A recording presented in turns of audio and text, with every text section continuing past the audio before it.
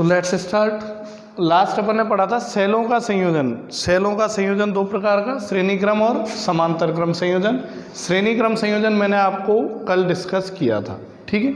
तो श्रेणी क्रम संयोजन में अपने पास रिजल्ट आया था E बराबर E1 plus E2 plus E3 और डॉट डॉट डॉट En विद्युत भाग बलों के लिए, और आंतरिक प्रतिरोध के लिए आया था R1 plus R2 plus R3 plus dot dot dot Rn, ये आया था, ठीक है। अब मैं आपको बोल दूं, मैं आपको ऐसा कह देता हूं कि n समान सेल जुड़े हुए हैं, n समान सेल, एक जैसे सेल, n समान सेल जुड़े हुए हैं। तो समान सेल का मीनिंग क्या हुआ बताओ, कि जिनका विद्युत भाग बल भी समान है और आंतरिक प्रतिरोध भी समान है। तो फिर फॉर्मूला क्या हो जाएगा बताओ, तुल्य विद्युत भाग बल का E प्लस E कितनी बार, n बार। तो n बार जोड़ेंगे तो ये कितना आ जाएगा बताओ, NE, बोला आ जाएगा यानी, ठीक है।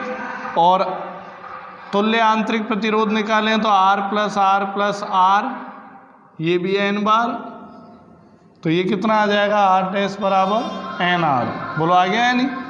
तो तुल्य आंतरिक प्रतिरोध NR होगा और तुल्य विद्युत भाग बल NE होगा, ठीक है। अब यदि बात करें तो अपन ने कुछ ऐसा परिपथ बनाया था, तुल्य सेल लगाने के बाद इधर क्या लगा हुआ था, प्रतिरोध, बाह्य प्रतिरोध R, यहाँ ये तुल्य विद्युत भाग बल और तुल्य आंतरिक प्रतिरोध वाला सेल लगा था। अब आपसे पूछ रहे हैं कि इस परिपथ में कितनी धारा प्रवाहित होगी, है ना, ऐसा ही है। तो मैं किसकी बात कर रहा हूँ, जब n सेल जुड़े हों तो n सेलों का तुल्य विद्युत भाग बल आ गया E डैश, तुल्य आंतरिक प्रतिरोध आ गया R डैश। अब आपसे पूछ रहे कि इस परिपथ में कितनी धारा प्रवाहित हुई, तो धारा कैसे निकालेंगे, ओम के नियम के अनुसार I बराबर क्या होता है, V अपॉन R। V क्या होता है, विभवांतर, और विद्युत भाग बल को भी क्या बोलते हैं, विभवांतर ही तो है, सेल के सिरों के मध्य विभवांतर। तो यहाँ क्या लिखेंगे, विद्युत भाग बल E डैश बटे तुल्य प्रतिरोध R इक्विवेलेंट, मतलब तुल्य प्रतिरोध। तो बताओ, गौर से देखें आप इसमें, तो E डैश तो ऐसे ही, इस परिपथ का तुल्य प्रतिरोध कितना है, तो आप इसमें गौर से देखें तो दो प्रतिरोध जुड़े हुए हैं इसमें, और दोनों किस में जुड़े हुए हैं बताओ, श्रेणी क्रम में, एक ही लाइन में जुड़े नहीं। देखो, एक का अंतिम सिरा दूसरे के पहले सिरे से, दूसरे का अंतिम सिरा वही बैटरी से, तो ये श्रेणी क्रम में हो गई। तो श्रेणी क्रम में तुल्य प्रतिरोध कितना हो जाता है, दोनों जुड़ जाएंगे, तो तुल्य प्रतिरोध कितना आएगा बताओ, R प्लस R डैश, बोलो आएगा यानी, क्लियर है। तो तुल्य प्रतिरोध आएगा R प्लस R डैश। अब यहाँ इनके मान रख दें, तो E डैश की जगह क्या रख देंगे, NE, R ऐसे ही रहेगा बाह्य प्रतिरोध, और R डैश की जगह रख देंगे NR, सही है। चाहो तो आप यहाँ से n कॉमन ले लो, तो n कॉमन लेंगे तो NE, नीचे से n कॉमन लिया तो हो जाएगा R बटे n प्लस R, हो जाएगा n से n कैंसिल, तो परिपथ में प्रवाहित धारा ये आ गई E बटे R प्लस कैपिटल R बटे n। ऐसे आप ज्ञात कर सकते हो। ये कब ज्ञात कर सकते हैं, जब n समान सेल श्रेणी क्रम में जुड़े हों। जब n समान सेल श्रेणी क्रम में जुड़े हों तब उस परिपथ में प्रवाहित धारा का फॉर्मूला क्या होगा, एक सेल का विद्युत भाग बल, उस सेल का आंतरिक प्रतिरोध प्लस परिपथ में जो बाह्य प्रतिरोध जुड़ा हुआ है वो, और बटे सेलों की संख्या, क्लियर है। अब इसके बाद अपन लेते हैं सेलों का समांतर क्रम संयोजन, ठीक है। तो समांतर क्रम संयोजन को समझेंगे आप गौर से। तो देखो आप, समांतर क्रम संयोजन क्या होता है,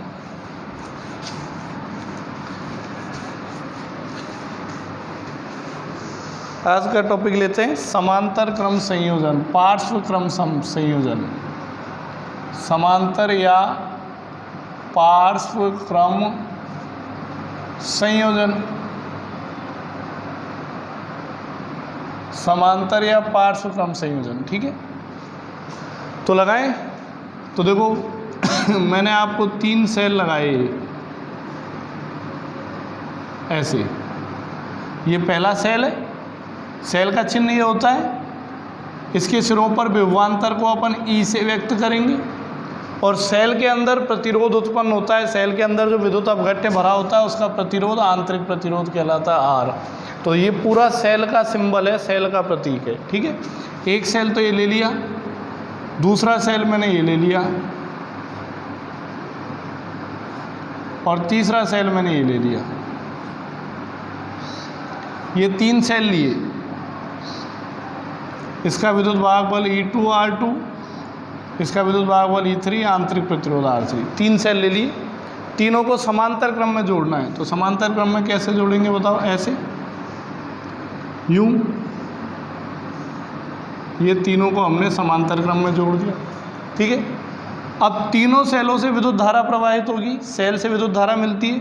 मान लो पहले सेल से विद्युत धारा मिली I1, दूसरे सेल से कितनी मिली I2, और तीसरे सेल से कितनी मिली I3। धन टर्मिनल से बाहर की ओर जाती है विद्युत धारा। अब ये विद्युत धारा आएगी तो इस विद्युत धारा का उपयोग करेंगे यहाँ।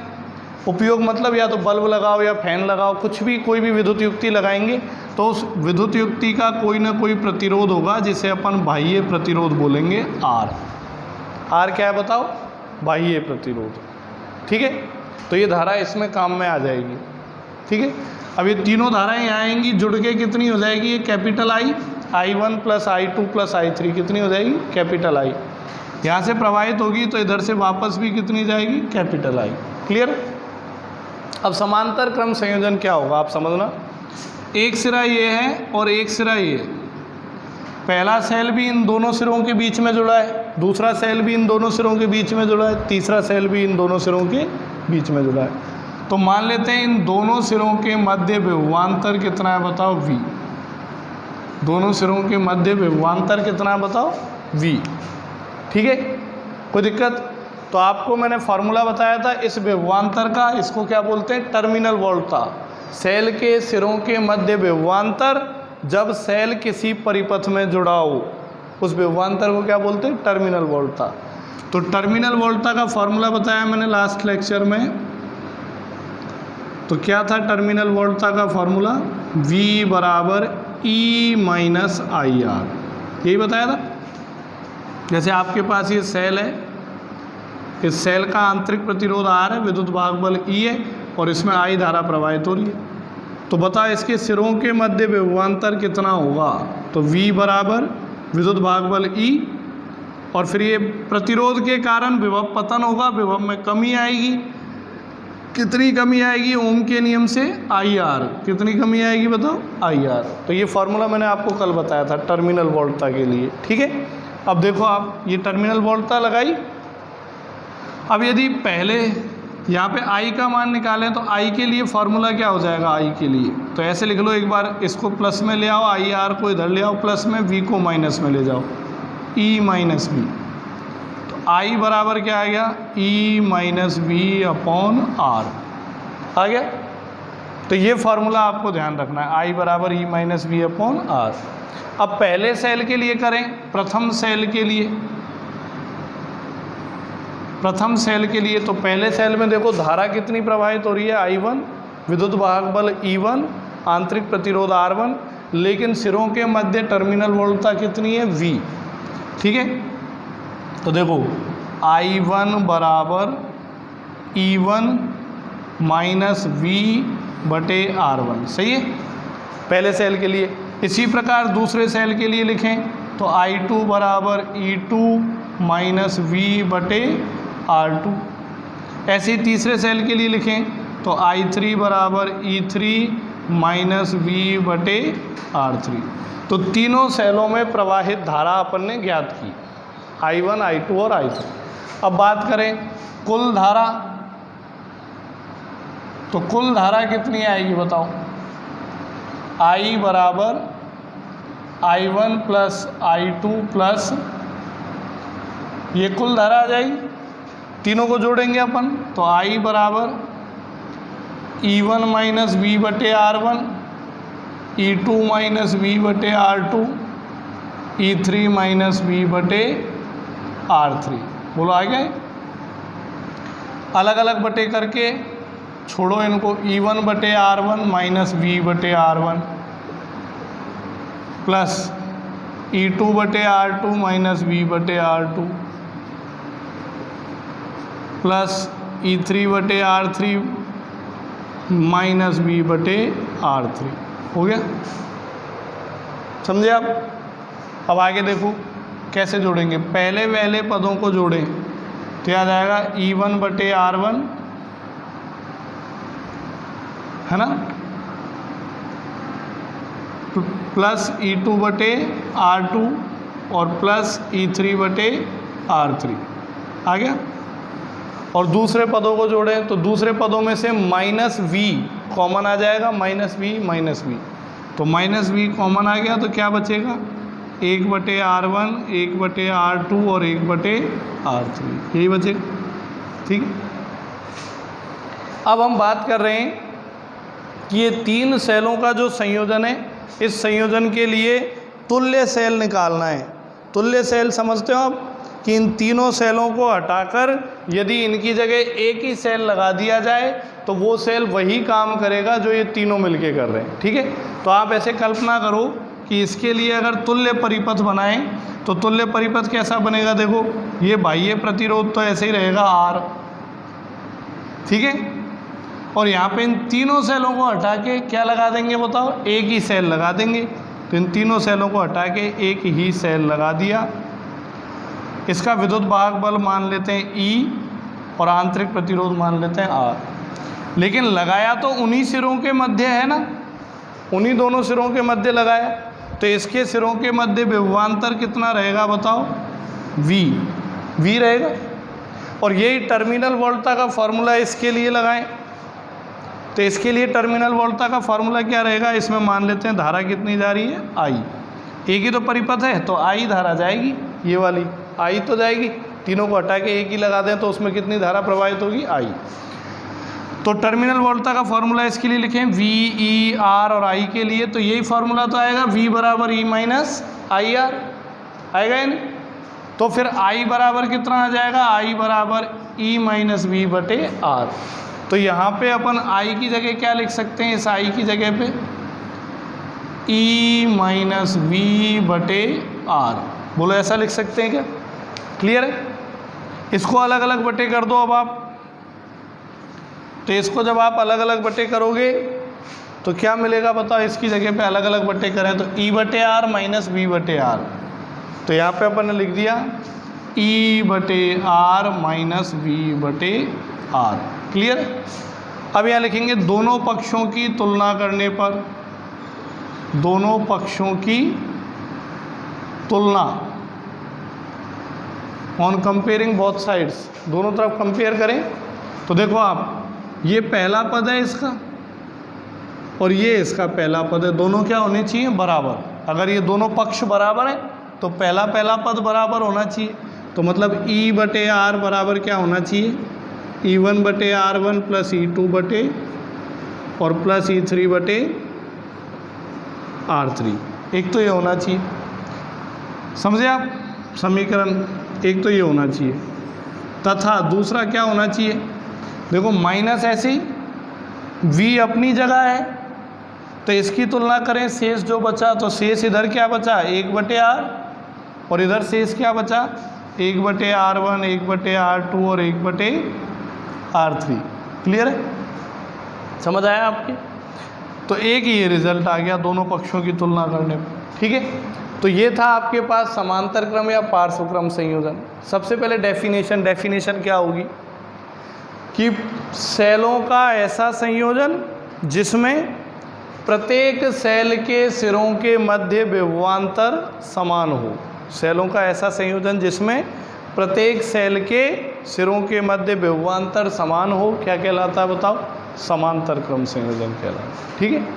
फिर समांतर क्रम संयोजन में तुल्य आंतरिक प्रतिरोध ज्ञात करें। तो तुल्य आंतरिक प्रतिरोध, R क्या था, आंतरिक प्रतिरोध, तो तुल्य आंतरिक प्रतिरोध का फॉर्मूला क्या होगा, 1/R बराबर 1/R1 प्लस 1/R2 प्लस 1/, इस R को क्या बोलेंगे, तुल्य आंतरिक प्रतिरोध, तुल्य आंतरिक प्रतिरोध, ठीक है। और यदि ये तो तुल्य आंतरिक प्रतिरोध निकाल लिया, और यदि तुल्य विद्युत वाहक बल निकालना है, तीनों सेलों का विद्युत वाहक बल अलग अलग है लेकिन तीनों की जगह एक ही सेल लगाएंगे तो उसका विद्युत वाहक बल अलग होगा। तो तुल्य विद्युत भाग बल निकालना है तो वो इस फॉर्मूले से निकाला जाएगा। यहाँ पे कैपिटल ई क्या है बताओ, तुल्य विद्युत वाहक बल, और ये आर क्या है बताओ, तुल्य आंतरिक प्रतिरोध है या नहीं। तो ये इस फॉर्मूले से निकाला जाता है। तो सेलों का समांतर क्रम संयोजन ऐसा होता है। इसको और आगे मैं आपके लिए सॉल्व करके बताता हूँ 2 सेलों के लिए, ज़्यादातर आपके 2 सेलों के लिए काम में आएगा। ठीक है, तो देखो आप आगे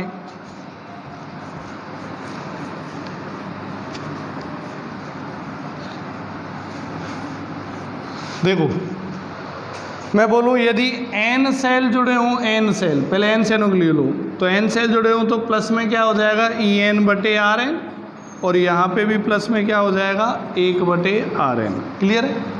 अब मैं बोलता हूँ n समान सेल जुड़े हों, है ना, इधर लेता हूँ, n समान सेल जुड़े हों। तो समान सेल जुड़े हों तो पहले निकालो तुल्य आंतरिक प्रतिरोध। तो कितना आएगा तुल्य आंतरिक प्रतिरोध, देखो 1/R' मान लो।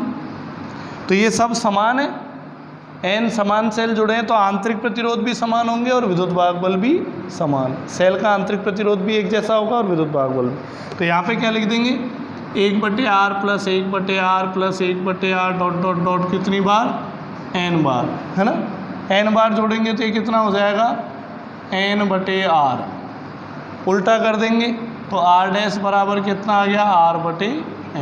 बोलो आ गया n। तो n समान सेल जुड़े हों तो तुल्य आंतरिक प्रतिरोध क्या हो जाएगा R/n। अब तुल्य विद्युत भाग बल निकालें इस फॉर्मूले से। कैसे निकालेंगे, E' R' बराबर, ऐसा मान लें E'/R', ये सब समान है, समान है तो क्या आएगा E/R plus E/R plus E/R कितनी बार, n बार। तो E'/R', R' का आप मान रख सकते हो, यहाँ R' का मान पहले निकाल लिया, तो R' का मान क्या रख देंगे R/, तो बराबर में इनको n बार जोड़ो, तो n बार जोड़ेंगे तो NE/R हो जाएगा। 2 बार जोड़े 2E/R, 3 बार जोड़े 3E/R, तो n बार जोड़े तो NE/R। ये n ऊपर आ जाएगा तो NE'/R बराबर NE/R। n/R से n/R कैंसिल, तो E' बराबर E। समझ आया। तो जब n समान सेल समांतर क्रम में जुड़े हों तो तुल्य आंतरिक प्रतिरोध तो क्या हो जाएगा R/n। लेकिन तुल्य विद्युत वाहक बल क्या रहेगा, किसी भी एक सेल के विद्युत वाहक बल के बराबर। ठीक है, क्लियर है। अब आगे देखो, यदि 2 सेल जुड़े हों, 2 भिन्न भिन्न सेल जुड़े हों, 2 भिन्न सेल जुड़े हों, 2 भिन्न सेलों के लिए भिन्न होंगे तो उनका विद्युत वाहक बल भी अलग होगा और आंतरिक प्रतिरोध भी अलग होगा। तो 2 सेलों के लिए फॉर्मूला लगाएं। पहले ये वाला लगाओ हमेशा, तो 1/R बराबर 1/R1 प्लस 1/R2। लघुत्तम लेके हल करो 2 सेलों के लिए, R1 R2 R1 plus R2 आ गया। उल्टा करो इसको तो R बराबर R1 R2 upon R1 plus R2, ये भी काम आएगा। तुल्य आंतरिक प्रतिरोध आ गया। अब 2 सेलों के लिए तुल्य विद्युत भाग बल निकालें तो ये फॉर्मूला लगाएंगे, E/R बराबर E1/R1 प्लस E2/R2, यही लगाएंगे। E/R, R क्या है तुल्य आंतरिक प्रतिरोध, इसका फॉर्मूला ये रहा। तो यहाँ लिख देंगे R1 R2 upon R1 plus, लिख दिया। इधर लघुत्तम ले ले तो लघुत्तम क्या आएगा R1 R2, इसका भाग लगाओगे तो हो जाएगा E1 R2 plus E2 R1 हो जाएगा। गौर से देखो, R1 R2 से R1 R2 कैंसिल, ये पलट के ऊपर चला जाएगा तो R1 प्लस R2 गुना E बराबर E1 R2 plus E2 R1, ये भाग में आ जाएगा तो E बराबर E1 R2 plus E2 R1 बटे R1 प्लस R2। तो इस तरीके से यदि 2 भिन्न सेल जुड़े हों तो उनका तुल्य आंतरिक प्रतिरोध ये आएगा और उनका तुल्य विद्युत वाहक बल ये वाला आएगा, ये ध्यान रखना है। ठीक है, अब इसी में देखो, इसको और थोड़ा आगे बढ़ाएं। n समान सेल जुड़े हों तब तुल्य आंतरिक प्रतिरोध इतना होता है और तुल्य विद्युत वाहक बल इतना होता है। तो इस अवस्था में सेल में प्रवाहित धारा कितनी होगी, तो याद करो कैसा डायग्राम बनाएंगे। कि एक तो बाह्य प्रतिरोध जुड़ा है परिपथ में R, और यहाँ 3 सेल जुड़े थे समांतर क्रम में, उन तीनों की जगह एक ही लगा दिया अपन ने। कौन सा वाला? ये तुल्य वाला। तो इसका विद्युत वाहक बल कितना होगा? E डैश, आंतरिक प्रतिरोध क्या होगा? R डैश, और परिपथ में कितनी धारा प्रवाहित होगी? I। तो I निकालना चाहें, जब n समान सेल परिपथ में जुड़े हों तब परिपथ में प्रवाहित धारा I निकालें, तो ओम के नियम से I बराबर V बटे R, V बटे R इक्विवेलेंट, इक्विवेलेंट मतलब तुल्य प्रतिरोध। तो V तो वही होता है विभवांतर, तो ये तो किसके बराबर होगा? सेल के विद्युत वाहक बल। विद्युत वाहक बल को ही अपन क्या बोलेंगे? विभवांतर। तो ये तो हो जाएगा E डैश, हो गया। और तुल्य प्रतिरोध कितना आ जाएगा? तो इस परिपथ में कितने प्रतिरोध जुड़े हुए हैं? 2, और दोनों श्रेणी क्रम में। तो श्रेणी क्रम में क्या हो जाएगा? R प्लस R डैश आ जाएगा। तो बताओ कितना आ गई परिपथ में प्रवाहित धारा? E डैश का मान तो रख देंगे E, और R डैश का मान क्या रख देंगे? R बटे N रख देंगे यानी। तो जब N समान सेल समांतर क्रम में जुड़े हों तब परिपथ में प्रवाहित धारा क्या होगी? E बटे R प्लस R बटे N। पिछले वाले श्रेणी क्रम में ये N किसके नीचे आया था? इसके नीचे आया था, और समांतर क्रम में N किसके नीचे आएगा? इसके नीचे। ठीक है, तो ये था आपके पास सेलों का समांतर क्रम संयोजन। ठीक है, इसके बाद अपन लेते हैं छोटा सा टॉपिक है विद्युत शक्ति या विद्युत ऊर्जा। तो पहले बात करें विद्युत शक्ति की। तो विद्युत शक्ति क्या होती है बताओ?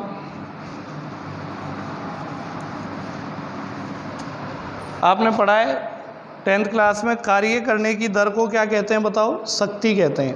कार्य करने की दर को शक्ति कहते हैं, कहते हैं। बात कर रहे हैं विद्युत शक्ति की, है ना। तो विद्युत शक्ति के लिए देखो आपने पढ़ा है शक्ति P बराबर W/T, यही पढ़ा। कार्य करने की दर को शक्ति कहते हैं। ठीक है, तो क्या होता है कि जब किसी परिपथ में कोई सेल जोड़ा जाता है, जब किसी परिपथ में कोई सेल जोड़ा जाता है, ठीक है, तो सेल द्वारा कार्य किया जाता है। सेल द्वारा कार्य, सेल क्या करेगा? आवेश को आगे बढ़ाएगा, विद्युत धारा को आगे बढ़ाएगा। तो उसमें क्या करना पड़ेगा बताओ? कार्य करना पड़ेगा। ठीक है, तो किसी विद्युत परिपथ में सेल द्वारा कार्य किया जाएगा। तो विद्युत परिपथ में सेल द्वारा कार्य करने की दर को अपन क्या बोलते हैं बताओ? शक्ति। किसी विद्युत परिपथ में विद्युत सेल द्वारा कार्य करने की दर क्या कहलाती है? शक्ति। शब्द वही है, कार्य करने की दर, लेकिन विद्युत परिपथ पढ़ रहे हैं तो साथ में ये शब्द और जोड़ दो कि किसी विद्युत परिपथ में सेल द्वारा कार्य करने की दर को हम क्या कहते हैं? शक्ति। या किसी विद्युत परिपथ में धारा प्रवाहित करने के लिए सेल द्वारा कार्य करने की दर या एकांक समय में किया गया कार्य क्या कहलाता है बताओ? शक्ति। ठीक है, किसी विद्युत परिपथ में धारा प्रवाहित करने के लिए किसी सेल द्वारा एकांक समय में किया गया कार्य क्या कहलाएगी बताओ? विद्युत शक्ति। ठीक है, तो ये विद्युत शक्ति हो गई। अगर औसत शक्ति ज्ञात करनी है, औसत एवरेज, तब तो ये फॉर्मूला लगाएंगे कुल कार्य बटे कुल समय। और अगर तात्क्षणिक शक्ति ज्ञात करनी है, इंस्टेंटेनियस, तात्क्षणिक मतलब किसी क्षण पे, किसी पल पे, उसी समय तुरंत, अगर वो बदलती रहती है, मान लें कि शक्ति का मान बदल रहा है धारा बदलने के साथ साथ, तो अपन किसी क्षण पे निकालें तो उस क्षण पे एक निश्चित मान मिलेगा, उसके बाद वो बदल जाएगा। तो किसी क्षण पे अगर निकालना है तो फॉर्मूला क्या लगाएंगे? dW/dt। और dW/dt को क्या पढ़ेंगे बताओ? dW/dt को कार्य करने की दर या कार्य का समय के सापेक्ष अवकलन पढ़ेंगे, यानी क्लियर है? ये शक्ति हो गई। शक्ति का मात्रक क्या होगा? मात्रक, तो मात्रक हो जाएगा जूल पर सेकेंड हो जाएगा, या इसको दूसरा नाम क्या देते हैं? वॉट बोलते हैं। नहीं, 1 किलोवाट का मतलब जानते हो? 1 किलोवाट का मतलब 10⁻³ वॉट। 1 किलोवाट का मतलब क्या होता है? 10⁻³ वॉट, 1000 वॉट। ठीक है, 1 मेगावाट का मतलब क्या होता है? 10⁻6 वॉट। कितना होता है 10 की घात 6। कई बार देखा होगा शक्ति को हॉर्स पावर में और नापते हैं, 10th क्लास में पढ़ा होगा अश्व शक्ति, हॉर्स पावर। तो एक हॉर्स पावर में कितने वॉट होते हैं? 746 वॉट, पढ़ा है ना, 746 वॉट। तो ये था आपके पास विद्युत शक्ति। अब बात करें विद्युत ऊर्जा की। विद्युत ऊर्जा, तो विद्युत ऊर्जा क्या होती है ये देखना आप। देखो अभी आपने फॉर्मूला पढ़ा P बराबर W/T, या 1 मिनट रुको, विद्युत ऊर्जा बाद में बताता हूँ, पहले इस शक्ति को ही और कन्वर्ट करते हैं, अलग अलग फॉर्मूले बनाते हैं इसके, ठीक है, बनाए। तो ये ले लेते हैं अपन ये वाला फॉर्मूला P बराबर W/T। अब देखो आपने इसी चैप्टर में 3rd चैप्टर में पढ़ा होगा विभव बराबर कार्य बटे आवेश, पढ़ाएंगे विभव बराबर कार्य बटे, तो कार्य कितना हो जाएगा? विभव इंटू आवेश, ये यहाँ रख दें इसमें। तो शक्ति कितनी हो गई बताओ? विभव इंटू आवेश बटे समय हो गई। और आवेश बटे समय को क्या बोलते हैं? धारा, विद्युत धारा। तो P बराबर VI, तो शक्ति का एक फॉर्मूला और आ गया P बराबर VI, विभवांतर गुना विद्युत धारा। आया है? एक और बनाते हैं, ओम का नियम पढ़ा है, ओम का नियम V बराबर IR, यहाँ रख दो इसमें। तो यहाँ IR लिखो, IR गुना IR गुना, तो क्या हो जाएगा ये? I²R। तो एक फॉर्मूला ये भी बन सकता है। ये ओम के नियम से ही I बराबर V बटे R रख सकते हैं क्या? देखो I की जगह क्या लिख सकते हैं? तो यहाँ रखो, तो ये क्या हो जाएगा? P बराबर V² बटे R² गुणा R, एक R कैंसिल हो जाएगा, तो P बराबर V² बटे, हो गया। तो विद्युत शक्ति के फॉर्मूले याद रहेंगे, एक तो W बटे T, तात्क्षणिक निकालनी है तो dW बटे dt, और विभव और धारा दिए तो ये, धारा और प्रतिरोध दिया है तो ये, और विभव और प्रतिरोध दिया है तो ये। क्लियर है? अब अपन लेते हैं नेक्स्ट टॉपिक जिसे बोलेंगे विद्युत ऊर्जा। विद्युत ऊर्जा, ठीक है। तो विद्युत ऊर्जा क्या होगी? देखो अभी अभी आपने फॉर्मूला पढ़ा शक्ति बराबर कार्य बटे समय। तो कार्य बराबर क्या हो जाएगा? शक्ति गुणा समय। और आपको पता है कार्य को ही क्या बोलते हैं अपन, बताओ? ऊर्जा। तो ऊर्जा का फॉर्मूला हो जाएगा P गुणा T। समझ आया? ऊर्जा क्या होती है? किया गया कार्य ही ऊर्जा के रूप में संचित होता है। तो डेफिनेशन क्या बनाएंगे? किसी विद्युत परिपथ में किसी विद्युत सेल द्वारा धारा प्रवाहित करने के लिए किया गया कार्य, ठीक है, समझ रहे हो? तो विद्युत परिपथ में धारा प्रवाहित करते हैं तो धारा का मान धीरे धीरे बढ़ता जाता है, और एक समय ऐसा आता है जब धारा का मान क्या हो जाता है? नियत। जब विद्युत परिपथ में सेल जोड़ेंगे, सेल से धारा प्रवाहित होगी, धारा का मान धीरे धीरे बढ़ेगा और एक समय पे जाके क्या हो जाएगा? नियत। फिर नियत मान की धारा लगातार उसमें प्रवाहित होती रहेगी, होगी या नहीं? तो विद्युत ऊर्जा की परिभाषा क्या दे सकते हैं? किसी विद्युत परिपथ में किसी विद्युत सेल द्वारा एक नियत मान की धारा प्रवाहित करने के लिए किया गया कार्य ही क्या कहलाएगा बताओ? विद्युत शक्ति। किया गया कार्य ही ऊर्जा के रूप में संचित हो जाएगा और उसी को अपन क्या बोलेंगे बताओ? विद्युत ऊर्जा। शक्ति नहीं, ऊर्जा। समझ में आया? कार्य करने की दर को तो शक्ति बोलेंगे और जो किया गया कार्य है वो ऊर्जा के रूप में संचित हो जाएगा, उसी को क्या बोलेंगे? विद्युत ऊर्जा। तो विद्युत ऊर्जा का फॉर्मूला ये हो गया E बराबर P गुणा T। याद रहेगा? P गुणा T। इसको अलग अलग रूपों में लिख सकते हैं। P की जगह आप VI लिख दो तो ऊर्जा का फॉर्मूला क्या हो गया? VIT हो गया। P की जगह I²R लिख दो तो ऊर्जा का फॉर्मूला क्या हो जाएगा? P की जगह I²R लिख दें तो I²R। P की जगह ये लिख दो यहाँ पे, तो ऊर्जा का फॉर्मूला क्या हो गया? V² बटे RT। हुआ है नहीं? 3 फॉर्मूले आपको इस रूप में याद होगा, ये 10th क्लास में पढ़ा होगा, जूल का तापन नियम। आ रहा समझ? तो ये था I²RT, ठीक है। तो कितनी ऊर्जा व्यय होती है? I²RT, ठीक है।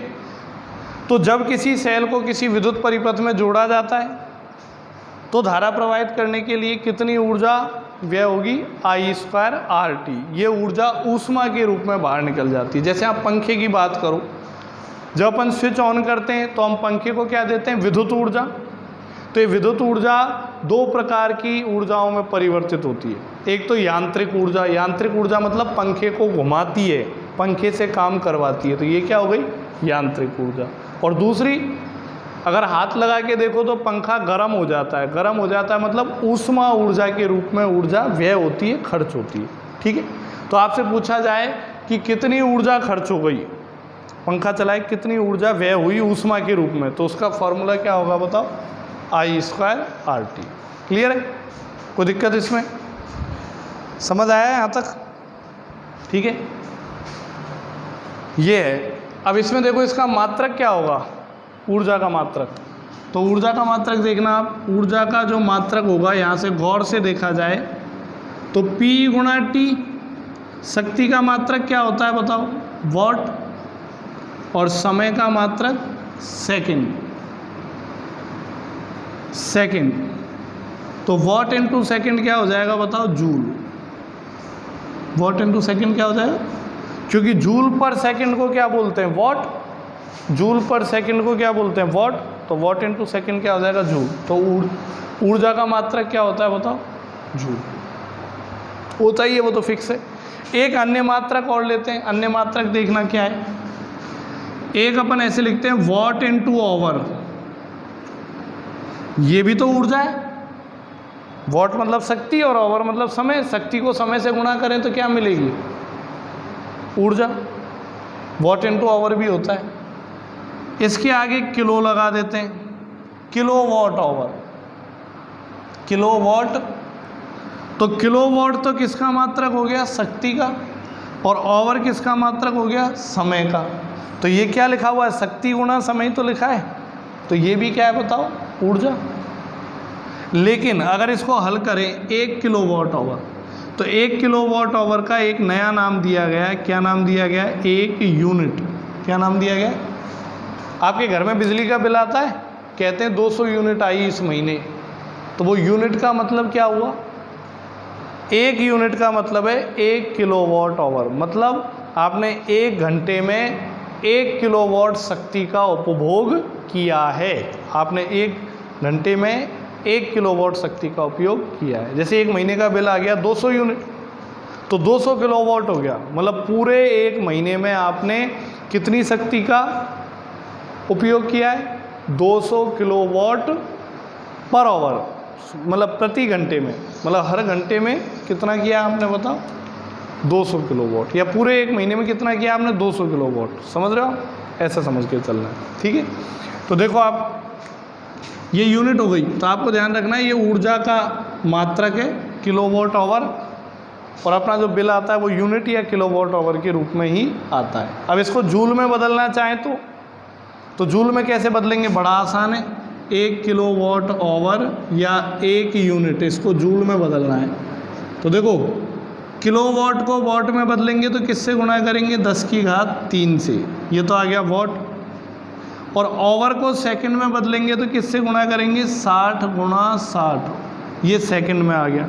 बोला है, आवर को मिनट में बदला 60 से गुणा, मिनट को सेकंड में बदला 60 से। और इसको हल करके आप लिखेंगे तो ऐसे लिख सकते हो 3.6 × 10⁻6 वाट इंटू सेकेंड। और वाट इंटू सेकेंड को क्या बोलते हैं बताओ, जूल। समझ गए? तो 1 यूनिट में या 1 किलोवाट आवर में कितने जूल होते हैं, 3.6 × 10⁻6 जूल। यह आपको ध्यान रखना। इसी के साथ चैप्टर 5 होता है आपका कंप्लीट।